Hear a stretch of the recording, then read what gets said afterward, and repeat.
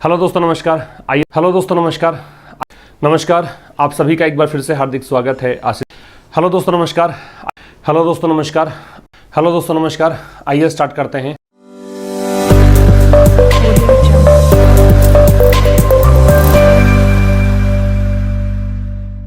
पहला शब्द आपको दे रखा है रेन इन, जो कि एक फ्रेजल वर्ब है। जहां मैं कहता हूं फ्रेजल वर्ब है, इसका मतलब ये हुआ कि वर्ब के साथ में प्रेपोजिशन जुड़ा हुआ है। ठीक है, इसका मतलब होगा कंट्रोल करना, नियंत्रित करना। रेन इन से मतलब क्या है? कंट्रोल करना, नियंत्रित करना। दूसरा शब्द है ऑनसेट। ऑनसेट है वो नाउन है, इसका मतलब होता है बिगिनिंग या स्टार्ट। शुरुआत को कहा जाता है ऑनसेट, और ये वर्ड तो काफ़ी बार आपने मेरे साथ देखा ही है अगर आप रेगुलर देख रहे हो इस चैनल पर वीडियोस को। स्केल अप, ये भी एक फ्रेजल वर्ब है, क्योंकि यहाँ पर भी वही बात हुई, वर्ब आ गई और आगे प्रेपोजिशन लग गया। इसका मतलब होता है इंक्रीज करना। तो दो तरह के शब्द समझिए, एक स्केल अप और एक स्केल डाउन। अगर स्केल अप है तो ऊपर उठना है, अगर स्केल डाउन है तो नीचे गिरना है। तो अगर इंक्रीज होता है तो स्केल अप है, डिक्रीज होता है तो स्केल डाउन है। तो साथ साथ में एक ये वाला वर्ड भी याद रख लीजिए, स्केल डाउन। स्केल डाउन का मतलब क्या है? डिक्रीज।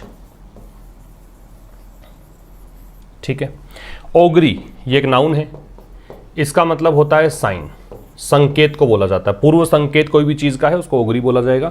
कट बैक, ये फ्रेजल वर्ब है, क्योंकि यहां भी प्रेपोजिशन दे रखा है वर्ब कट के साथ। तो इसका मतलब है रिड्यूस या डिक्रीज, कम करना। रिड्यूस या डिक्रीज। अगला शब्द अकाउंट फॉर, ये भी फ्रेजल वर्ब है। तो फ्रेजल वर्ब्स भरी हुई हैं आज तो। ये वर्ब है, ये प्रेपोजिशन है, इसका मतलब है to form total of something. To form total of something, किसी चीज का पूरा पार्ट कवर करना। मतलब कैसे कोई चीज बनी हुई है, क्या चीज कंसिस्ट करके बनाता है कोई चीज, वो पूरा पार्ट फॉर्म करने को बोलते हैं अकाउंट फॉर। कॉरस्पॉन्डिंग जो है वो एक एडजेक्टिव है, इसका मतलब होता है रिलेटेड या सिमिलर टू समथिंग, किसी चीज से संबंधित। ठीक है, रिलेटेड समथिंग या फिर सिमिलर टू समथिंग, किसी चीज से संबंधित। इसका स्क्रीनशॉट आप ले लीजिए। डॉग्ड क्या है? डॉग का मतलब यहां पे हैम्पर है या फिर टॉर्मेंट है या प्लेग है। इसको प्लेग मान लो। प्लेग, टॉर्मेंट, मुसीबत में डालना, प्रताड़ित करना, परेशान करना, ये सब है। इन्फ्लेशन क्या होता है? महंगाई। तो महंगाई के द्वारा डॉग्ड है, महंगाई के द्वारा प्लेग्ड है, महंगाई के द्वारा टॉर्मेंटेड है। मतलब परेशानी है तो किस कारण से है? महंगाई के कारण है। ये तो इस टाइटल का मीनिंग हुआ। अब आइए स्टार्ट करें। जो भी बच्चे नए हों चैनल पर वो सब्सक्राइब ज़रूर कर लें चैनल को, बेल आइकन को भी क्लिक कर लें, इससे आपको नोटिफिकेशन मिलेगा। हर शाम 5 बजे मंडे टू फ्राइडे हम ये सेशन देखते हैं। यहाँ पे जो आपको अंडरलाइंड पार्ट दिख रहा है येलो कलर में, वो सारे सब्जेक्ट हैं। जो रेड कलर में पार्ट दिख रहा है ये वोकैब है, इसको नोट करना वोकैब की नोटबुक में। और आपको एक कलर और दिखेगा स्काई ब्लू कलर, तो वो होगा एक एक्स्ट्रा डिस्कशन ग्रामर के रिगार्डिंग। ठीक है। पोजिट, पोजिट का मतलब क्या है वो लिख लीजिए। पोजिट का मतलब है पुट फॉरवर्ड, या फिर इसका मतलब है शो, है ना, दिखाना कह सकते हो, या फिर इसे प्रदर्शित करना, प्रस्तुत करना कह सकते हो।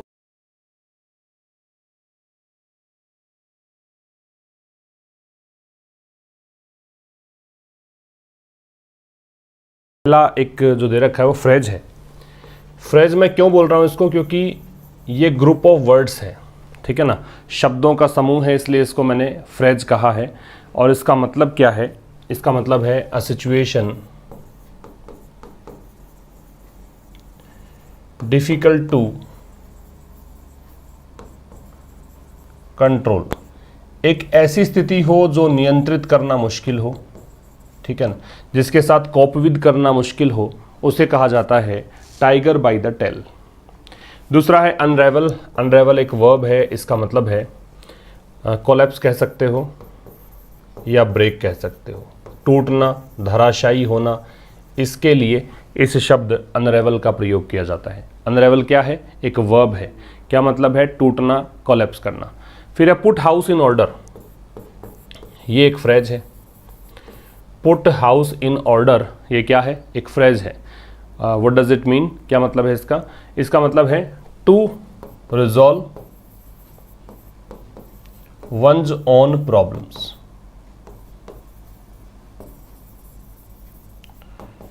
To resolve one's own problems, अपनी खुद की समस्याओं को रिजॉल्व करना, अपनी खुद की समस्याओं को हल करना, ये कहलाता है put house in order. Couch है, ये वर्ब के रूप में है। इसका मतलब है, काउच का मतलब कह सकते हो कि एक्सप्रेस है या टर्म या वर्ड, मतलब किस प्रकार से आपने अभिव्यक्त किया है, किन शब्दों का आपने कोई चीज़ को एक्सप्रेस करने के लिए सहारा लिया है, उसके लिए इस काउच का प्रयोग करते हैं। ड्रिफ्ट अवे एक फ्रेजल वर्ब है।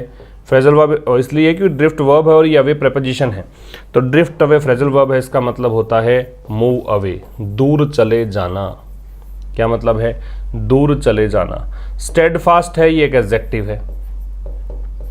क्या मतलब है स्टेडफास्ट का? स्टेडफास्ट का मतलब है डिटरमिन्ड, ठीक है, या फिर फर्म कह सकते हो, या फिर रेजोल्यूट कह सकते हो। मतलब दृढ़ जो है, दृढ़ संकल्पित जो है, उसे कहा जाता है क्या? स्टेडफास्ट। अबेट है, ये वर्ब है। इसका मतलब है इनसाइट, या फिर आप स्पर कह सकते हो, या फिर आप एनकरेज कह सकते हो। मीन्स प्रेरित करना या उकसाना या भड़काना, इन सब शब्दों के लिए क्या यूज़ करते हैं? अबेट। इसका स्क्रीनशॉट ले लीजिए। आप कोई नाउन लगाते हो और उसके बाद में एक और नाउन आप लगा देते हो, तो इस स्थिति को हम बोलते हैं नाउन इन एपोजिशन,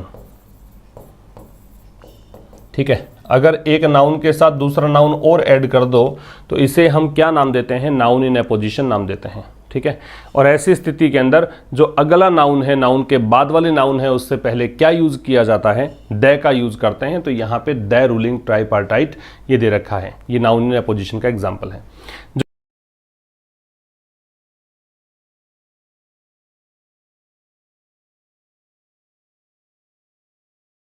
पहला शब्द है ओवरटर्न। ये एक फ्रेजल वर्ब है और इसका मतलब होता है कैंसिल या रिवर्स।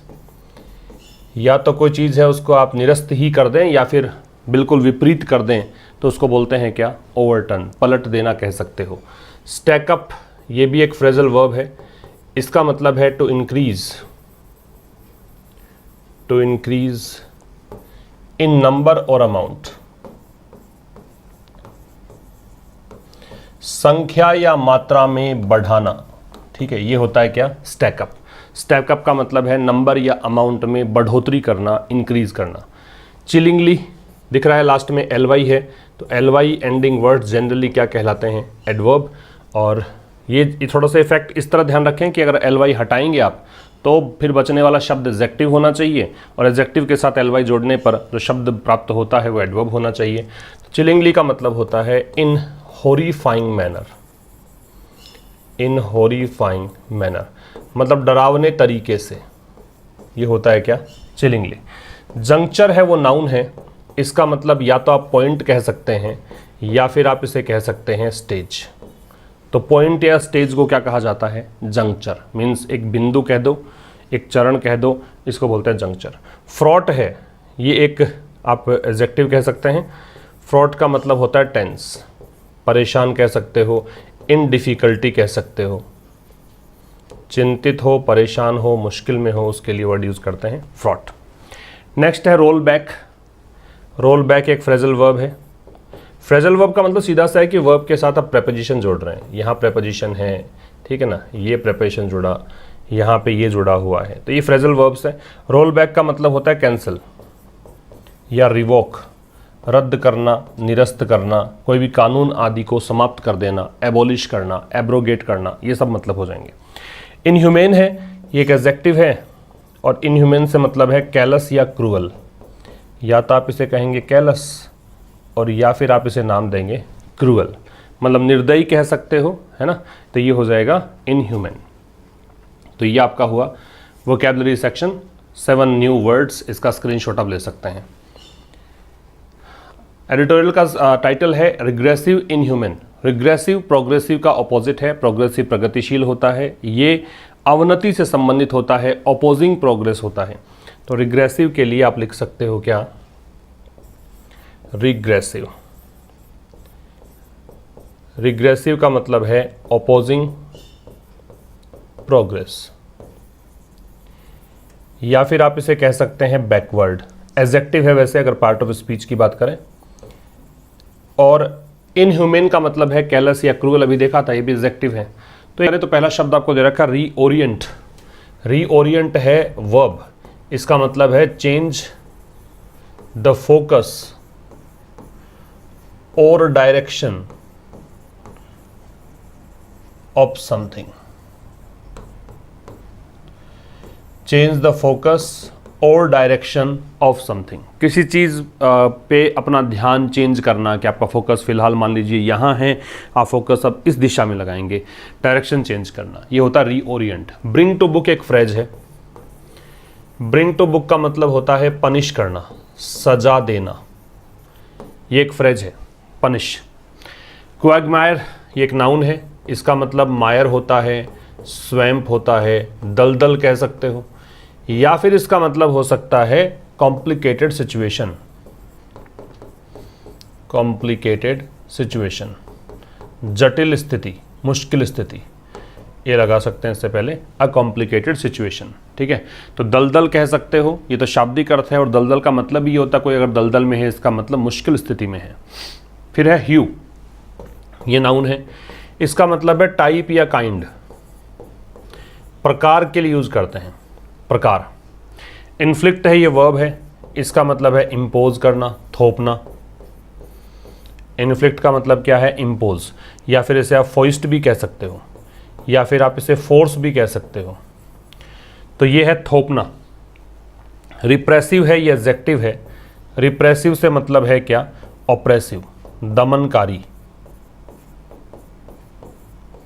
दमनकारी, या क्या कह सकते हो आप इसको, जैसे कोई चीज़ अगर किसी को दबाने का काम करे, किसी का शोषण करने का काम करे, वो रिप्रेसिव है, वो ऑप्रेसिव है ना। तो ये हो गया ऑप्रेसिव। ऑथोरिटेरियन भी कहा जा सकता है, वैसे तानाशाही पूर्ण भी कह सकते हैं, ऑथोरिटेरियन। फिर है अमिटी, ये नाउन है, इसका मतलब होता है कॉमिटी, या फिर इसे आप कहेंगे फ्रेंडशिप। मित्रता को कहा जाता है क्या, अमिटी। कॉमिटी या फ्रेंडशिप, सौहार्द्रता, मित्रता, ये सब इसके सिनोनिम्स होंगे। तो ये तो है वोकैब, इसका तो स्क्रीनशॉट आप ले लीजिए। अब देखिए टाइटल है हेट क्राइम एंड पनिशमेंट। क्या होता है हेट क्राइम?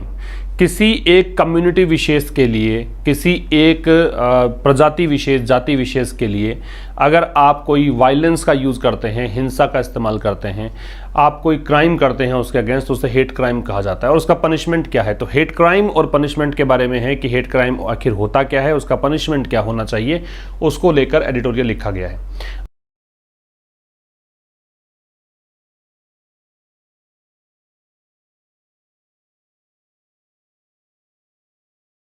टेंजिबल पहला शब्द है। तो एक बात समझ लीजिए कि जिन वर्ड्स का एंड एबल या BLE से होता है, किससे बता रहा हूँ, या तो एबल से और या फिर BLE से, उन्हें आप कह सकते हैं कि एडजेक्टिव हैं। अगर सफिक्स के रूप में अगर किसी रूट वर्ड के या फिर कोई जो मूल शब्द है उसके एंड में एबल दे रखा है या BLE दे रखा है तो एडजेक्टिव्स होते हैं। इसका मतलब यहाँ पे है रियल, एक्चुअल या एविडेंट, वास्तविक कह सकते हो या स्पष्ट कह सकते हो, ये होता है क्या, टेंजिबल। दूसरा है विज अ वी। विज अ वी क्या बोलेंगे इसको, विज अ वी। ये एक प्रेपोजिशन है, इसका मतलब होता है in relation to something. In relation to something, किसी चीज़ के संबंध में। ठीक है, किसी चीज़ के संबंध में अगर देखें, दो चीज़ों को तुलना करें तो उसके लिए हम यूज़ करते हैं विज अ वी। ट्यूमल्चुअस, जब लास्ट में OUS दे रखा हो तो ये भी क्या होते हैं, एडजेक्टिव्स। इसका मतलब होता है कंफ्यूज्ड, या फिर कह सकते हैं डिसऑर्डरली, अस्त व्यस्त जो स्थिति है, उथल पुथल भरी स्थिति है, उसके लिए यूज़ करते हैं क्या, ट्यूमल्चुअस। ठीक है, अगला शब्द क्या है, हेवन। हेवन नाउन है, इसका मतलब रिफ्यूज होता है या फिर शेल्टर होता है, आश्रय स्थल, क्या, जहाँ पर आप शरण ले सकते हो, जहाँ पर अपने आप को प्रोटेक्ट कर सकते हो, वो होता है क्या? हेवन। सोर वर्ब है, इसका मतलब राइज होता है या इंक्रीज होता है, राइज या इंक्रीज, बढ़ना। आउटबाउंड है, वो एक एडजेक्टिव है, इसका मतलब होता है आउटवर्ड। जो चीज़ बाहर जाती है वो आउटबाउंड है, जो चीज़ अंदर आती है वो इनबाउंड है। और इम्पोर्ट जो शब्द है, टाइटल ही आज का यहीं से स्टार्ट होता है, ये एक नाउन है, इसका मतलब है सिग्निफिकेंस। एक तो इम्पोर्ट आयात होता ही है, यहाँ पे जो इसका मतलब है इम्पोर्ट का, वो इम्पोर्टेंस से है, सिग्निफिकेंस से है, महत्व से। तो इसका स्क्रीनशॉट आप ले सकते हैं। अब देखिए टाइटल है a matter of import. Matter का मतलब मामला है, मुद्दा है। किसका मुद्दा है? इम्पोर्ट का, महत्व का। तो एक महत्व की बात बता रहा है कि कौन सी चीज़ की सिग्निफिकेंस है, कौन सी चीज़ इंपॉर्टेंट है, उसकी चर्चा है। वैसे देखेंगे तो ए डिटर्मिनर हुआ, डिटर्मिनर के बाद में ये नाउन हुआ, ये प्रेपोजिशन हो गया, ये प्रेपोजिशन का ऑब्जेक्ट है, ये नाउन हो गया। ठीक है, आगे देखिए। अब पहला है हाउंड। हाउंड वर्ब है, इसका मतलब है to follow and disturb somebody, to follow and disturb somebody, किसी को डिस्टर्ब करना, किसी को फॉलो करना। ठीक है, किसी का पीछा करेंगे, किसी को परेशान करेंगे, उसके लिए वर्ड यूज किया जाएगा हाउंड। दूसरा शब्द है ओडियम, ये नाउन है, इसका मतलब है रिपल्सन, या फिर आप इसे कहेंगे रिपग्नेंस। इसका मतलब है घृणा, नफरत। ठीक है, घृणा या नफरत, ओडियम। तीसरा शब्द है मैलिस। क्या प्रोनाउंसिएशन है? मैलिस, नाउन है, इसका मतलब है इल फीलिंग, दुर्भावना, या फिर आप इसे क्या कह सकते हो? एनिमोसिटी, दुश्मनी, दुर्भावना या फिर दुश्मनी। नेक्स्ट है स्लर। स्लर नाउन है, इसका मतलब है इंसल्ट, अपमान को बोलते हैं, या स्लेंडर, इंसल्ट या स्लेंडर, अपमान, अपयश। अनविटिंगली एडवर्ब है, क्योंकि ly से एंड हो रहा है। अनविटिंगली का मतलब है इनएडवर्टेंटली, इनएडवर्टेंटली, गैर इरादतन, बिना इरादे के। ठीक है, जब आपका कोई इरादा नहीं हो, अनइंटेंशनल हो, तो उसके लिए अनविटिंगली यूज कर सकते हैं। एंटरटेन, एक तो मनोरंजन करना होता है, यहाँ पे जो इसका मीनिंग है वो है to consider about, to consider या थिंक अबाउट, टू कंसीडर और थिंक अबाउट, किसी के बारे में सोचना, किसी के बारे में विचार करना, ये क्या होता है? एंटरटेन। डिज्मे है, ये नाउन है। डिज्मे का मतलब क्या है? डिज्मे का मतलब है एंजाइटी, या फिर क्या कहेंगे? डिसअपॉइंटमेंट, एंजाइटी या डिसअपॉइंटमेंट, चिंता, निराशा, ये सब इसके मतलब होते हैं, चिंता या निराशा। इसका तो स्क्रीनशॉट आप ले सकते हैं। पहला एक फ्रेज दे रखा है call to account. Call to account एक फ्रेज है, और जब मैं फ्रेज कहता हूं तो इसका मतलब वो ग्रुप ऑफ वर्ड्स है, शब्दों का समूह है। यहाँ पे कॉल एक शब्द है, टू शब्द है, अकाउंट है, 3 शब्द हैं, इनका समूह है, इसलिए इसको क्या कहा जाएगा? फ्रेज। इसका मतलब क्या है? इसका मतलब है रिबुक, या फिर इसका मतलब है होल्ड रेस्पॉन्सिबल, जिम्मेदार ठहराना कह सकते हो, या फिर डराना, धमकाना, डांटना, ये सब इसके मतलब हो सकते हैं। धमकाना भी हो सकता है, जिम्मेदार ठहराना भी हो सकता है। दूसरा है फर्दरेंस। फर्दरेंस में देखिए लास्ट में ANCE दे रखा है। अब जो ANCE या ENCE एंडिंग वर्ड्स होते हैं उनको हम नाउन नाम देते हैं, और फर्दरेंस का मतलब है आप कह सकते हो फॉरवर्डिंग, या फिर आप इसे क्या कह सकते हैं? एडवांसमेंट, आगे बढ़ाने की क्रिया। आप इसे एडवांसमेंट कह सकते हैं या फॉरवर्डिंग कह सकते हैं, आगे बढ़ाने की क्रिया। न्यूगेटरी, ये एक एडजेक्टिव है, इसका मतलब होता है फ्यूटाइल, या आप वेस्ट, यूजलेस कह सकते हो, निरर्थक, व्यर्थ, ये सब इसका मतलब होगा हिंदी में। इनकर वर्ब है, इसका मतलब सफ़र या एक्सपीरियंस। इसका मीनिंग है बुरा परिणाम भुगतना, गलत परिणाम भुगतने को क्या बोलते हैं? इनकर। प्रीएम्प्ट है, ये वर्ब है, इसका मतलब होता है प्रिवेंट, रोकना। प्रीएम्प्ट का मतलब क्या है? रोकना, प्रिवेंट करना। मनूवर, मनूवर एक नाउन है, इसका मतलब ट्रिक होता है, या फिर आप इसे कहेंगे स्ट्रेटजेम, ट्रिक या स्ट्रेटजेम, तिकड़म या चाल, ये कहा जाता है किसको? मनूवर को। और काउंटेनेंस है, ये वर्ब है, इसका मतलब है गिव अप्रूवल, मीन्स सहमति देना, किसी चीज़ का सपोर्ट करना। इसका स्क्रीनशॉट ले लीजिए। आज के इस सेशन में बहुत सारे वर्ड्स आपको सीखने को मिलेंगे। 7 में बता चुका हूँ, आगे भी काफ़ी सारे वर्ड्स नए हैं।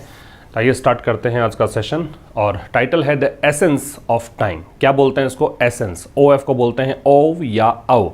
एसेंस ऑफ टाइम, समय मतलब एसेंस होता क्या, पहले वो समझ लो।